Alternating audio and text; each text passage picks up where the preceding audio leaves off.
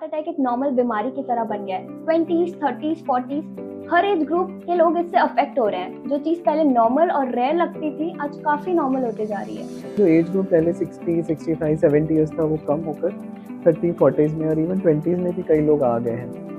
तो हार्ट की बीमारी अगर हम WHO भी बोलता है कि सबसे कॉमन बीमारी है जिसकी वजह से कि जान जाती है पूरी दुनिया में, इंडिया में भी जा रही है। इसका मेन रीज़न जो है यंग पेशेंट्स में देखा गया, जो कॉलेज स्टूडेंट्स है और यंग एज में smoking is a very important risk factor. दूसरा ये देखा गया कि जेनेटिक्स, अगर आपके पेरेंट्स में अगर प्रॉब्लम है। तीसरा एक ओवरवेट होना, ओबेसिटी, अगर मोटापा है आपको। चौथा ब्लड प्रेशर की बीमारी है। पांचवा डायबिटीज़ है। अगर ये सारे रिस्क फैक्टर्स आपको है तो यंग एज में आपको हार्ट अटैक आने के चांसेस ज़्यादा रहते हैं। जिन्हें एक बार हार्ट अटैक आ चुका है तो ऐसा बोलते हैं उन्हें बार बार आने के चांसेस रहते हैं। तो क्या ये सच है, और अगर यस तो क्या प्रिकॉशंस लेने चाहिए? यंग एज में अगर आता है, अगर आप अपने कोलेस्ट्रॉल का ध्यान, अपनी लाइफस्टाइल का और मेडिसिन रेगुलर लेते हैं तो आपको सेकेंड टाइम हार्ट अटैक आने के चांसेस कम रहते हैं, नहीं के बराबर भी रहते हैं। अगर आपको डायबिटीज़ है, अगर एंजियोग्राफी, एंजियोप्लास्टी के टाइम में देखा गया कि आपको मल्टीपल ब्लॉकेजेस हैं, अगर आपकी फैमिली हिस्ट्री बहुत ज़्यादा स्ट्रॉन्ग पॉजिटिव है तो फिर आपके चांसेस ज़्यादा रहेंगे। बट अगर अपनी आप लाइफस्टाइल का ध्यान बराबर से रखेंगे और रेगुलर फॉलोअप रखेंगे तो आप जो सेकेंड टाइम हार्ट अटैक आने वाला है उससे आप बच सकते हैं। लेट नाइट मोबाइल एडिक्शन और प्रॉपर रूटीन ना होना, क्या ये हार्ट को डैमेज कर रहा है साइलेंटली? इनडायरेक्ट वे में कर रहा है। WHO ने बोला है कि बहुत इंपॉर्टेंट बीमारी जो है अभी ये सोशल मीडिया से एसोसिएट होना।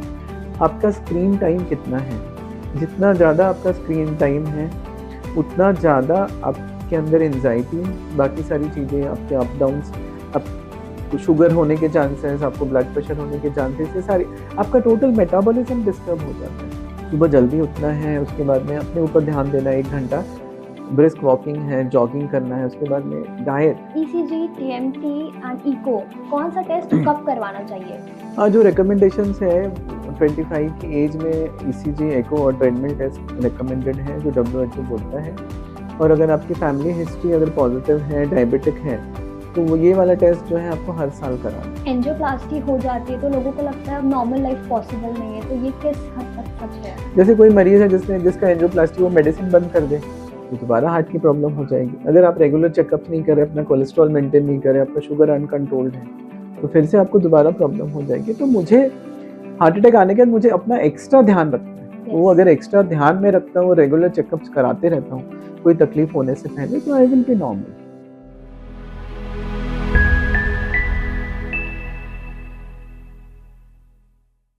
आज के टाइम पे लोग अपने अपीयरेंस का प्रॉपर ध्यान रख रहे हैं, like gym, Zumba, and that is great. But जिसके बिना हम जी ही नहीं सकते उसी की हेल्थ नेग्लेक्ट कर देते हैं। यस, आज का पॉडकास्ट होने वाला है हार्ट हेल्थ पर। इसीलिए ये पॉडकास्ट सिर्फ इंफॉर्मेटिव नहीं बल्कि लाइफ सेविंग होने वाला है। और इन्हीं इंपॉर्टेंट सवालों का जवाब देने के लिए हमारे साथ मौजूद है senior cardiologist doctor Satish Suryavanshi from SMC hospital, Raipur, Chhattisgarh, जिन्होंने सालों से हजारों दिलों को बचाया है। So doctor, let's start. Doctor, आज के टाइम में हार्ट अटैक एक नॉर्मल बीमारी की तरह बन गया है। 20s, 30s, 40s हर एज ग्रुप के लोग इससे अफेक्ट हो रहे हैं। जो चीज पहले नॉर्मल और रेयर लगती थी आज काफी नॉर्मल होते जा रही है। जी हाँ, मुझे प्रैक्टिस में अगर हम बात करें तो मैं 99 से कार्डियोलॉजी में हूँ। यहाँ रायपुर की बात करते हैं तो ऑलमोस्ट 21 ईयर्स। तो हमने देखा है कि जो एज ग्रुप पहले 60, 65, 70 ईयर्स था वो कम होकर 30, 40s में और इवन 20s में भी कई लोग आ गए हैं। तो हार्ट की बीमारी अगर हम WHO भी बोलता है कि सबसे कॉमन बीमारी है जिसकी वजह से कि जान जाती है पूरी दुनिया में, इंडिया में भी जा रही है। इसका मेन रीज़न जो है यंग पेशेंट्स में देखा गया, जो कॉलेज स्टूडेंट्स है और यंग एज में smoking is a very important risk factor. दूसरा ये देखा गया है कि जेनेटिक्स, अगर आपके पेरेंट्स में अगर प्रॉब्लम है। तीसरा एक ओवरवेट होना, ओबेसिटी, अगर मोटापा है आपको। चौथा ब्लड प्रेशर की बीमारी है। पांचवा डायबिटीज़ है। अगर ये सारे रिस्क फैक्टर्स आपको है तो यंग एज में आपको हार्ट अटैक आने के चांसेस ज़्यादा रहते हैं। एक चीज़ ये भी है कि टेक्निकली अब मेडिकल फैसिलिटीज़ बहुत इम्प्रूव हो गई है। तो पहले गाँव में जो हार्ट अटैक आता था डायग्नोज नहीं हो पाता था, तो अब इतने सारे सेंटर्स हो गए तो लोग जा पाते हैं, बीमारी पकड़ में भी आ रही है। पहले भी इंसिडेंस था बट डेफिनेटली इंसिडेंस बढ़ा है। एक मेन रीज़न मैं बोलना चाहूँगा, एक हम जो वेस्टर्न लाइफ़स्टाइल की तरफ शिफ्ट हो गए, ईस्टर्न लाइफ़स्टाइल से, हमारी जो पुरातत्व सभ्यता या भारतीय सभ्यता से जो हम उस तरफ चले गए, तो उन लोगों की बीमारी जो है वो हम लोगों में आ गई हैं, जो पहले उन लोगों में आती थी। इसलिए यंग एज में ये सारी प्रॉब्लम्स हो रही हैं। जिन्हें एक बार हार्ट अटैक आ चुका है तो ऐसा बोलते हैं उन्हें बार बार आने के चांसेस रहते हैं। तो क्या ये सच है, और अगर यस तो क्या प्रिकॉशंस लेने चाहिए? नहीं, ये एक्चुअली एक मिसअंडरस्टैंडिंग है। अगर आपको एक बार हार्ट अटैक आया है और आपको कोई अगर रिस्क फैक्टर नहीं है, यंग एज में अगर आता है, अगर आप अपने कोलेस्ट्रॉल का ध्यान, अपनी लाइफ़स्टाइल का और मेडिसिन रेगुलर लेते हैं, तो आपको सेकंड टाइम हार्ट अटैक आने के चांसेस कम रहते हैं, नहीं के बराबर भी रहते हैं। मुझे अभी भी याद है, तो 21 साल पहले हमने पेशेंट का एंजियोप्लास्टी किया या बाईपास सर्जरी किया, वो अभी भी नॉर्मल है। कई पेशेंट जिम जाते हैं, कई पेशेंट बैडमिंटन खेलते हैं, तो ऐसा नहीं है। अगर आपको डायबिटीज़ है, अगर एंजियोग्राफी, एंजियोप्लास्टी के टाइम में देखा गया है कि आपको मल्टीपल ब्लॉकेजेस हैं, अगर आपकी फैमिली हिस्ट्री बहुत ज़्यादा स्ट्रॉन्ग पॉजिटिव है, तो फिर आपके चांसेस ज़्यादा रहेंगे। बट अगर अपनी आप लाइफ़स्टाइल का ध्यान बराबर से रखेंगे और रेगुलर फ़ॉलो-अप रखेंगे, तो आप जो सेकंड टाइम हार्ट अटैक आने वाला है, उससे आप बच सकते हैं। तो एक मिथ है, अगर आपको रिस्क फैक्टर कोई नहीं है और पहली बार अगर हार्ट अटैक आया, तो आप को सेकंड हार्ट अटैक आने के chances as compare to a normal person ज़्यादा रहता है। बट ये नहीं कि आएगा ही और बहुत ज़्यादा रिस्क बढ़ जाता है, ऐसा नहीं है। आप अपना बराबर ध्यान रखिए, तो वो प्रॉब्लम आगे नहीं होगी। लाइक बहुत रिस्क कम हो जाता है इससे। जी, जी, जी। स्ट्रेस का हार्ट अटैक से डायरेक्ट कनेक्शन कैसे है, और ये कितना डेंजरस हो सकता एक्चुअली है? डायरेक्ट कनेक्शन ये देखा गया स्टडीज़ में। बेसिकली स्ट्रेस होने से आप खुद भी ध्यान देते हो कि हमारी धड़कन बढ़ जाती है। जितनी हमारी धड़कन बढ़ेगी, उतना स्ट्रेस हार्ट के ऊपर आता है, ब्लड प्रेशर बढ़ता है। ब्लड प्रेशर इनडायरेक्टली हमारे हार्ट के ऊपर अफ़ेक्ट करता है। दूसरा ये देखा गया है, स्ट्रेस के टाइम पर जो हमारा कोलेस्ट्रॉल अंदर जमा है, वो भी ब्रेक हो जाता है। तो ये देखा गया है कि टाइप ए पर्सनैलिटी जो है, टाइप ए पर्सनैलिटी मतलब जिनको बहुत छोटी-छोटी बात पे गुस्सा आता है, एंगर आता है, और हाइपर रिएक्टिव पर्सनैलिटी जिनको बोलते हैं। तो ये सब देखा गया स्टडीज़ में, टाइप ए पर्सनैलिटी को हार्ट अटैक आने के चांसेस ज़्यादा रहते हैं। तो इसलिए मैं अपने सारे टॉक्स में भी और जो अपने स्पीचेस है उसमें भी बोलता हूँ कि योग योग जो है, मेडिटेशन, वो एक बहुत इम्पोर्टेंट चीज़ है, क्योंकि अभी हमारी जो इतनी हापा-धापी चल रही है, उसमें करियर के पीछे भागना है और भी सारी चीज़ें, ओवर एम्बिशियस, यस। तो उसके कारण भी हमारी एंग्ज़ायटी बढ़ती है, और ये सब चीज़ों से अल्टीमेटली, कंपटीशन। जी हाँ, करियर हो गया, पढ़ाई है, उसके बाद में ultimately you want to earn money more and more, that ये सब चीज़ें आ जाती हैं, तो हमें, मुझे लगता है खुद का ध्यान भी देना ज़रूरी है। तो एक one of very important aspect is your mind also, और तो अपने आप को माइंड का ध्यान देना, क्योंकि सारी चीज़ें यहीं से आती यस, हैं। माइंडसेट। तो स्ट्रेस यहाँ पर अगर आप कंट्रोल करेंगे, तो वो स्ट्रेस आपका, जितने आपकी धड़कन कम है, यानी आपकी एंग्ज़ायटी कम है, उतना ज़्यादा आप जियोगे। व्हेल मछली आपने सुना है? उसकी धड़कन सिर्फ़ 3 रहती है, वो 100 साल से ज़्यादा जीती है। एग्ज़ैक्टली। जितनी ज़्यादा आपकी धड़कन ज़्यादा, जितनी ज़्यादा एंग्ज़ायटी, उतना आप कम जियोगे और हार्ट अटैक आने के चांसेस ज़्यादा रहेंगे। वॉकिंग वर्सेस जिम, कौन-सा हार्ट के लिए हाँ, बेस्ट ये है? भी बहुत मिथ चल रहा है आजकल, व्हाट्सएप ज्ञान बढ़ते रहता है हर जगह, पेपर, न्यूज़ में, और ये सब यंग जनरेशन आजकल। अब अगर हम हमारे दादाजी लोगों को देखते हैं या परदादा लोगों को देखते हैं, कोई जिम गया था? नहीं, कितने साल जीते थे वो? काफ़ी लाइक 90 प्लस, और अब तो जिम भी 65, जा रहे हैं, ज़ुम्बा 70। भी जा रहे हैं, फिर यंग एज में हार्ट ट्रू। अटैक्स आ रहे हैं। तो ये मिथ है। अगर नॉर्मल एक्सरसाइज की, वॉक की, अगर पहले के ज़माने में लोग साइकिल चलाते थे, लोग सीढ़ियाँ चढ़ते थे, लोग पैदल चलते थे किलोमीटर-किलोमीटर। यस। आजकल वो सारी चीज़ें खत्म हो गई है, ऑफ़िस वर्क हो गया है, आप सीढ़ियाँ नहीं चढ़ते, आप लिफ्ट यूज़ करते हैं, तो आपका फिज़िकल वर्क तो हो ही नहीं रहा, फिर आप जाके ज़ुम्बा करोगे और ये सब करोगे। तो नॉर्मल एक्टिविटी में आप कोशिश करिए कि हम जो रिकमेंड करते हैं, एटलीस्ट 10,000 स्टेप्स आपको डेली चलना है। तो जिम जाना ऐसे रिकमेंडेड नहीं है, अगर आपका मन करता है जाने का, तो आप जा सकते हो। बट वो ज़रूरी नहीं है कि वहाँ जाने से आप हार्ट हेल्थ। अटैक से बच पाओगे और हेल्दी लाइफ़स्टाइल आपकी हो पाएगी। तो हेल्दी लाइफ़स्टाइल में healthy food, regular walk, brisk walk, उसमें आप ज़ुम्बा घर में भी आप कर सकते हो, म्यूज़िक लगा के एरोबिक्स कर सकते हो, जंपिंग कर सकते हो, ये सारी चीज़ें आप कर सकते हो।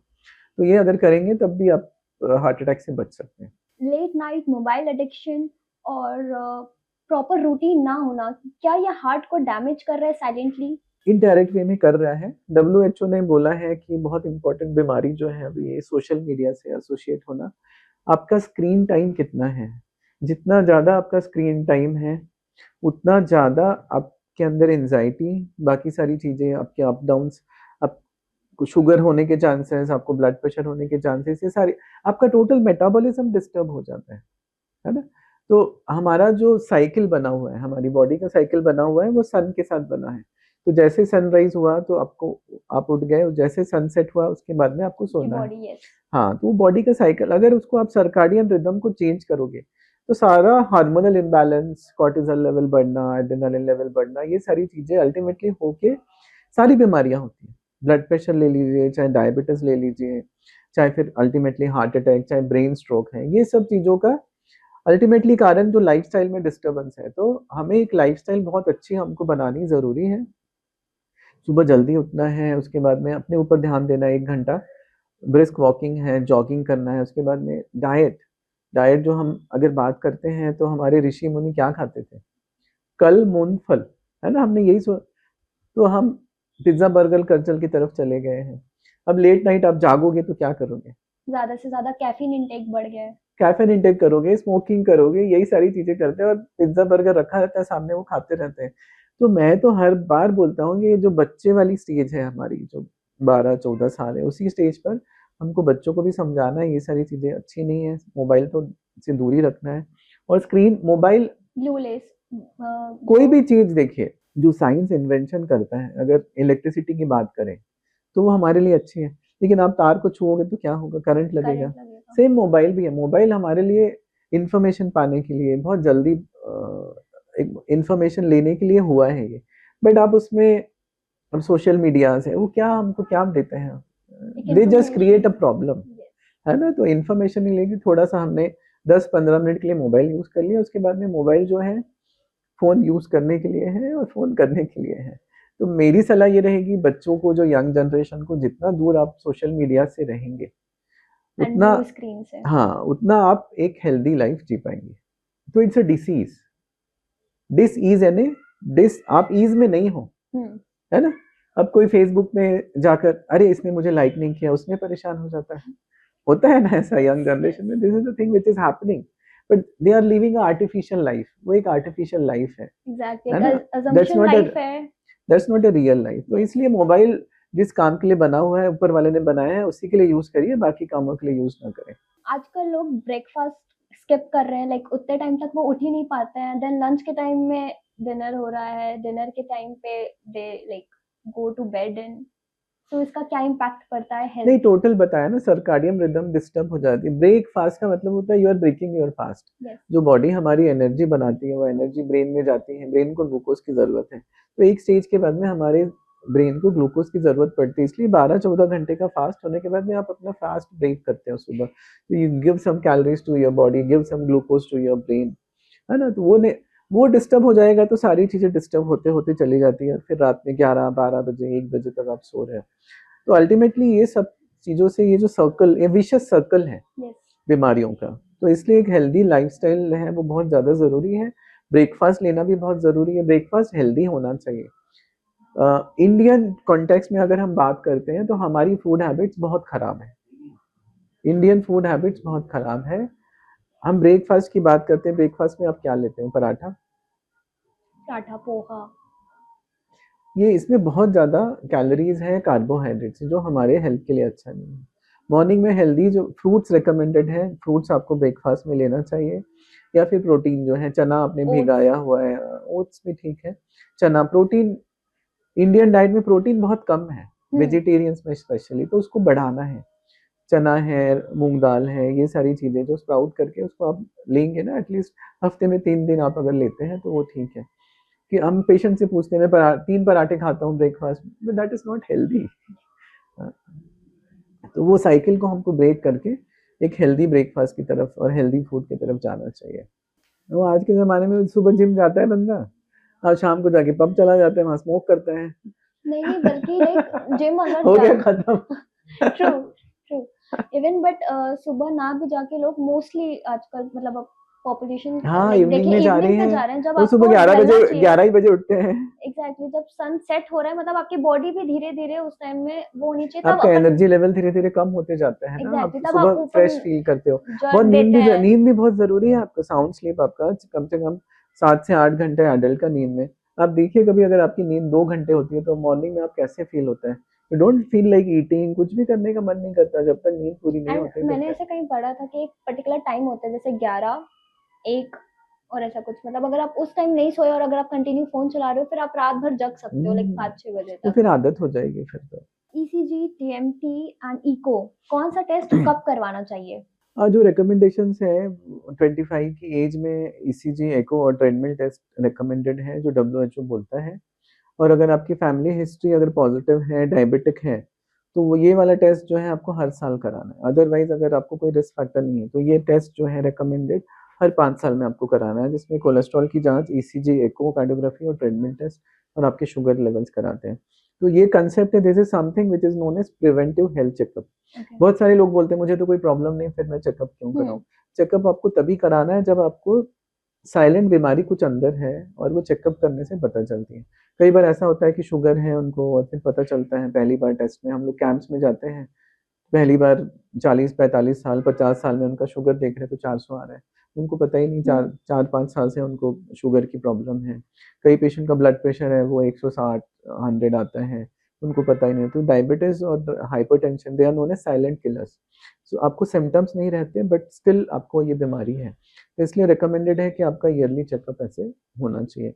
कई ऑफिसेज़ में अगर हम मेट्रोज़ की बात करते हैं तो वहाँ पर ये कंपल्सरी है कि वो अपने एम्प्लॉइज़ का करते हैं। तो धीरे-धीरे मुझे लगता है कि जो छोटे मेट्रोज़ हैं रायपुर और इस तरह की जगह में भी एक रेगुलर चेकअप वाला जो कांसेप्ट है वो आना चाहिए। काफ़ी लोगों के क्वेश्चन थे इसके रिगार्डिंग, क्या कोई ऐसा टेस्ट है जो टाइम-टाइम पे करवा के हमें अपनी हार्ट हेल्थ की कंडीशन के बारे में पता कर सकते हैं? हाँ जी, मैंने बताया जैसे आपको ये सारे टेस्ट हैं, इसके अलावा ट्रेडमिल का टेस्ट होता है हुँ, जो ब्लॉकेज है अंदर बट आपको तकलीफ नहीं है उसके बाद पता चलता है।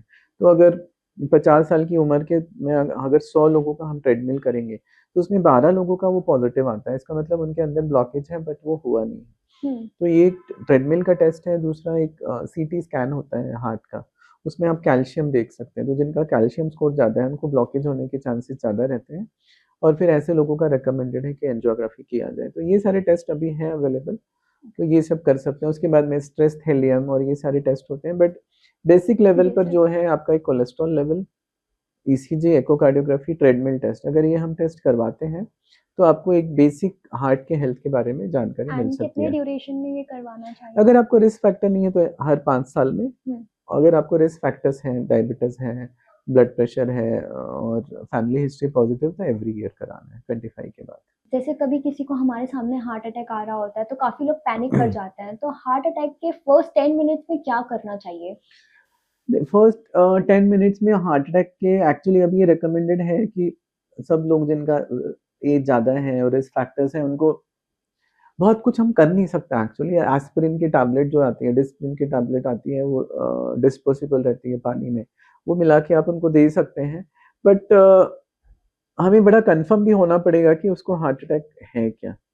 ये वाली बात रहती है। तो हार्ट अटैक की वजह से अगर कोई पेशेंट कोलैप्स हो रहा है, हुँ, तो ऐसी कंडीशन में हम उसको मदद कर सकते हैं। अदरवाइज़ जो है, कोई अगर डॉक्टर है, उनके किसी रिलेटिव को होता है, कुछ होता है, तो वो एस्पिरिन की टैबलेट और खून पतला करने की दवाई जो रहती है, क्लोपिगेल और कोलेस्ट्रॉल कम करने की दवाई, ये देते हैं। बट इमीडिएटली आपको रश टू हॉस्पिटल करना है क्योंकि पहला घंटा बहुत इम्पोर्टेंट है, जो मैक्सिमम डेथ्स होते हैं, पहले घंटे में होते हैं। तो आपको वहाँ पर टाइम वेस्ट नहीं करके, because what word we use in cardiology is time is muscle. जितना time is muscle and time is your life also. या व्हाटएवर टाइम यू लूज़, आपको जान जाने का खतरा बढ़ते बढ़ते जाता है जाता है। और जितना टाइम आप लूज़ कर रहे हैं, आपका हार्ट मसल डैमेज होते जाएगा। तो इमीडिएटली आपको हॉस्पिटल रश करना है। बट इन केस आजकल ये कांसेप्ट बहुत चल रहा है कि इन केस अगर किसी को कार्डियक अरेस्ट हो रहा है, हुँ, कार्डियक अरेस्ट यानी अगर आप जैसे बस स्टैंड पे खड़े हैं, रास्ते में जा रहे हैं, भीड़ है, वहाँ कोई अगर सडनली खड़ा-खड़ा कोलैप्स हो जा रहा है, तो उस टाइम पे आपको क्या करना है? तो जैसे आपको गिर गया पेशेंट, हुँ, जैसे हम लोग आजकल सोसाइटीज़ में और एजुकेट कर रहे हैं ये सब चीज़ों को, एयरपोर्ट पे हो सकता है, हाँ, कहीं और भी हो जिम सकता है, में हो रेलवे रहा है। स्टेशन पे हो सकता है। तो ऐसे में क्या करना है, वो उसको लिटाना है हुँ, और चारों तरफ की भीड़ हटाना है और भीड़ हटा के जो आपका बंदा है दूसरे को, उसको बोलना है कि आप मदद के लिए कॉल करो, वो एम्बुलेंस के लिए कॉल करेगा, ठीक है? उसके बाद आपको ऐसे उँगली करके साँस उसकी चल रही है कि नहीं देखना है हुँ, और उसके बाद में ये जो कैरोटिड पल्स है ये आप देखते हैं फ़ील करके कि ये धड़कन फ़ील हो रही है कि अगर ये नहीं है इसका मतलब पेशेंट कार्डियक अरेस्ट में है। तो इमीडिएटली आपको सीपीआर स्टार्ट करना है, कार्डियोपल्मोनरी रिससिटेशन। तो उसमें ऐसा हाथ छाती पे ऐसे रख कर आपको कंटिन्यूअसली पंपिंग करनी है उसकी, जब तक कि आपकी हेल्प नहीं आ जाती। वो 5-10 मिनट का समय बहुत क्रूशियल रहता है। और अगर कोई और 2 बंदा साथ में है तो उसको माउथ टू माउथ रेस्पिरेशन भी दिया जा सकता है, ये सारी चीज़ें हैं। तो सबसे पहले भीड़ को हटाना है उसके बाद में इमरजेंसी में आपको कॉल कॉल करना करना है, और तब तक आप कार्डियोपल्मोनरी रिससिटेशन 2 लोग मिलके कंटिन्यूस करिए जब तक कि आपके एम्बुलेंस आ नहीं जाती। लाइक आज का यूथ काफ़ी, जैसे कि आपने बताया, energy drinks, excessive caffeine and like steroids, ये सब काफ़ी ले रहे हैं, तो इसका हार्ट पे क्या इम्पैक्ट पड़ रहा है? नहीं, कैफ़ीन तो ठीक नहीं है। जितना कैफ़ीन आप लोगे उससे आपका एड्रेनालिन लेवल बढ़ता है, टैकीकार्डिया बढ़ता है, और अल्टीमेटली हार्ट हेल्थ के ऊपर फ़र्क पड़ता है, हार्ट फेलियर होने के चांसेस।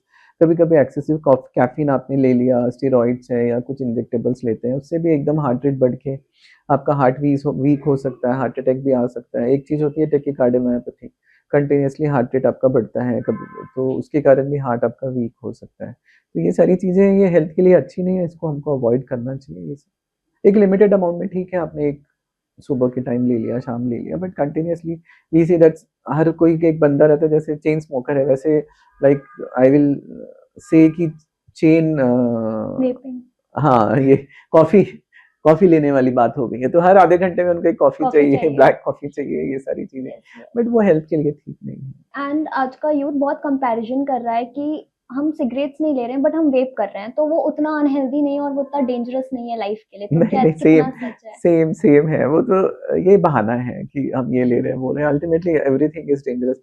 इवन लाइक समबडी अगर आपके बाजू में खड़ा होके स्मोक कर रहा है, that is known as passive smoking, वो भी आपके लिए डेंजरस है। अगर वो बंदा सिगरेट पी रहा है, आप उसके टाइम पे 5 मिनट खड़े हो उस टाइम पर, वो धुआँ तो आपके अंदर जा ही रहा है। Yes. That can also cause damage to you. So even passive smoking is dangerous. So smoking हर किसी फॉर्म में आपको अवॉइड करना है टोटली। जैसे किसी को साइलेंट हार्ट अटैक आ रहा है, तो वो हम कैसे टेस्ट कर सकते हैं कि साइलेंट हार्ट अटैक हुआ है?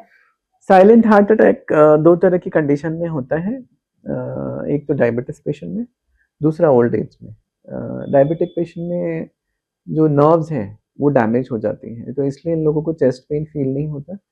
तो बेसिकली हार्ट अटैक में चेस्ट पेन होता है, बट जिन पेशेंट को चेस्ट पेन नहीं होता है तो उनको हम बोलते हैं इनको साइलेंट अटैक है। वैसे ही ओल्ड एज में होता है, तो 2 सब ग्रुप में साइलेंट हार्ट अटैक हो सकता है।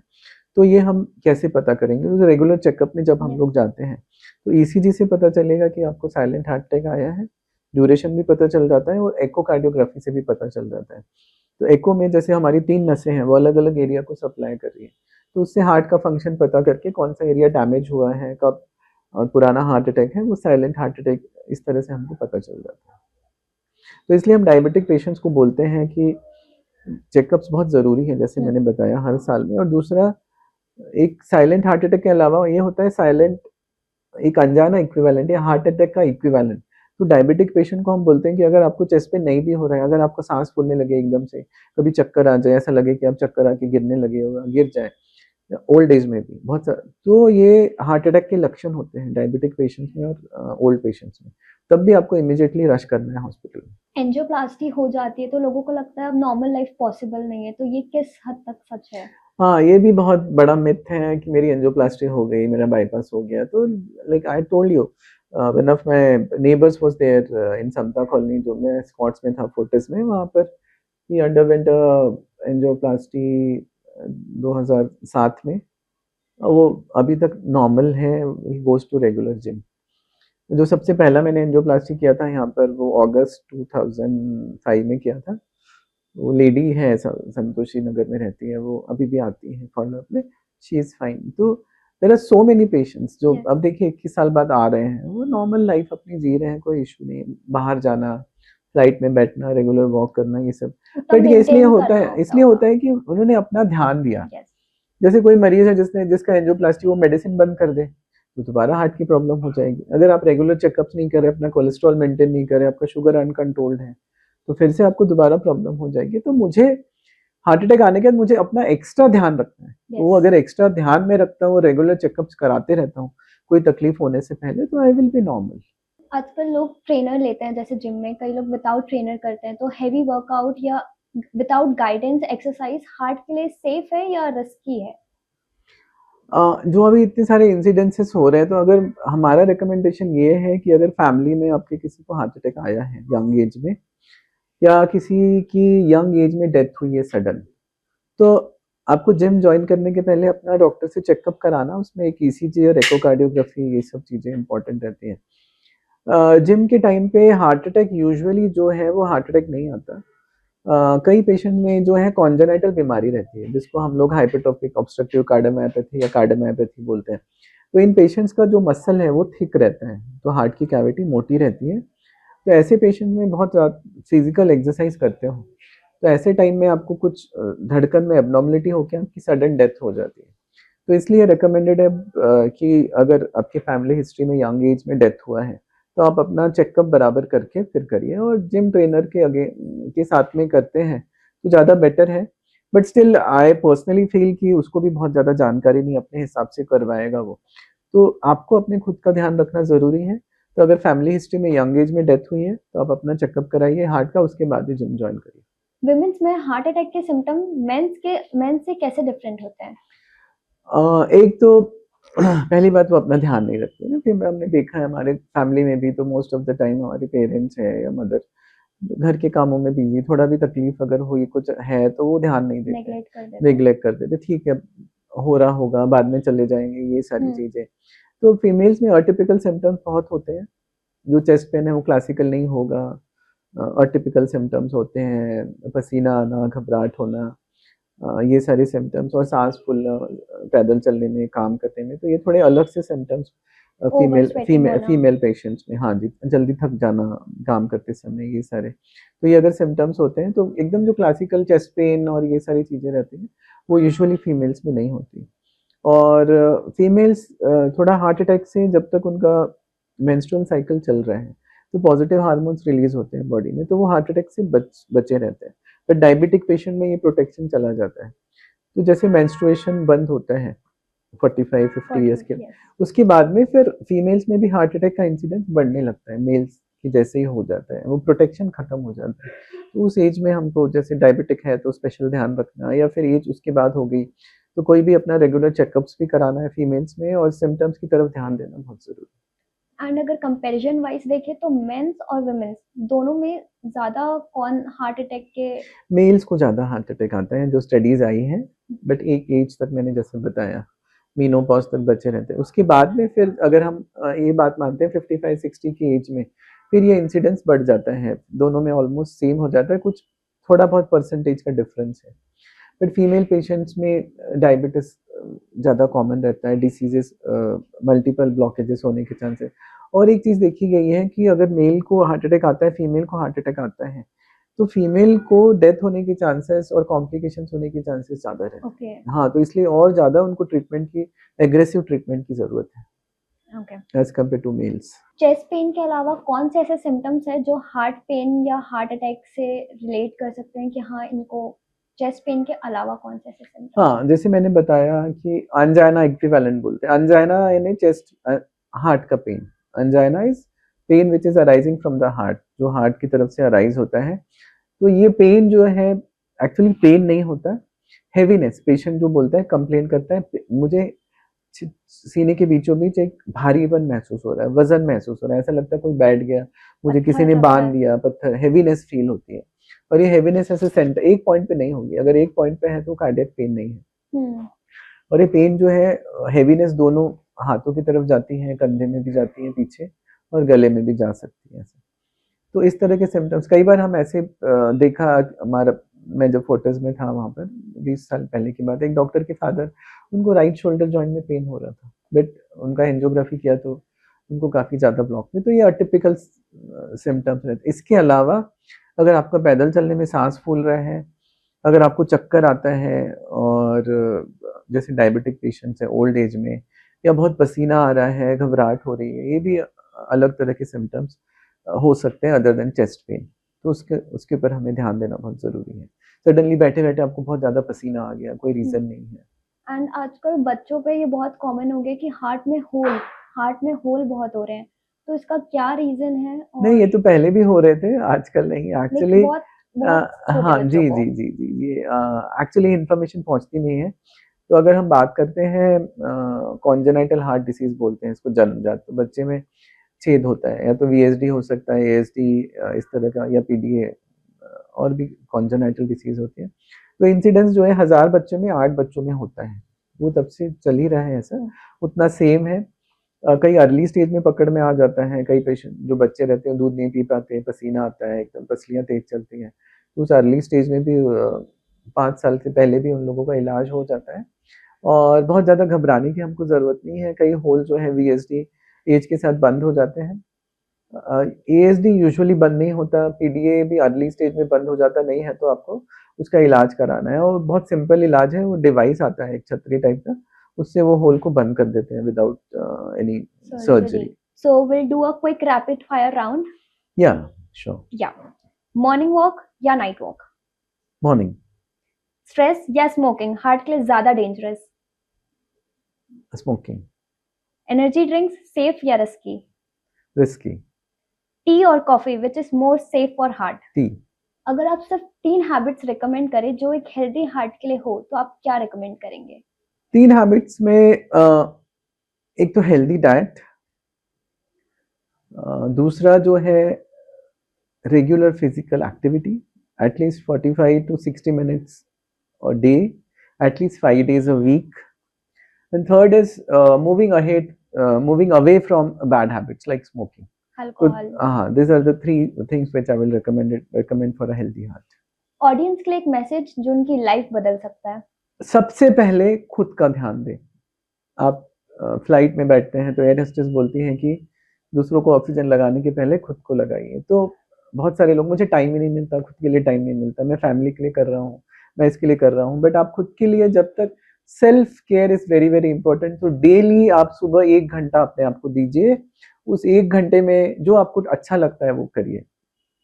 ब्रिस्क वॉकिंग करिए, दौड़िए, जॉगिंग करिए, ज़ुम्बा करिए, योगा करिए, मेडिटेशन करिए, पावर योगा करिए, म्यूज़िक सुनिए, गाना गाइए, डांस करिए, जो करना है करिए, बट 1 घंटा खुद को दीजिए, रिलैक्स करिए, ताकि एक आप भी जो आजकल जो लाइफ़स्टाइल डिसीज़ेज़ हो रहे हैं, उस सब से आप बच पाएँगे। जब आप बच पाओगे तभी अपनी फैमिली का ध्यान दे पाओगे और बाकी लोगों का ध्यान दे पाओगे। तो self care is very very important.